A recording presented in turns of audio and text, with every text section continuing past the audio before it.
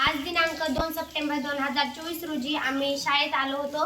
सर्व शिक्षक वृंदही शाळेत आलेले आहेत। शाळेमध्ये पाऊस पडल्यामुळे आम्ही काही वर्ग खोल्या उघडून पाहिल्या, त्याच्यामध्ये खूप पाणी साठलेलं होतं।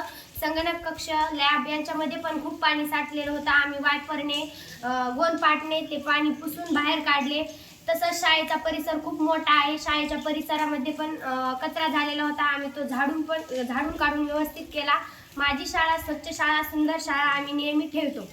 आमच्या शाळेतील परसबागमधली झाडे खूप पडली होती। आम्ही त्यांना माती लावून सरळ केले आणि मोठी झाडं सुद्धा पडली होती। आम्ही त्यांना दोरीने बांधून दुरुस्त केली। त्यानंतर आमच्या शाळेमध्ये जागोजाग कचरा पेटी असतात, आम्ही त्यामध्ये कचरा टाकतो। शाळेतील मॉनिटर म्हणून विद्यार्थी आणि विद्यार्थीही हे काम करत असतात।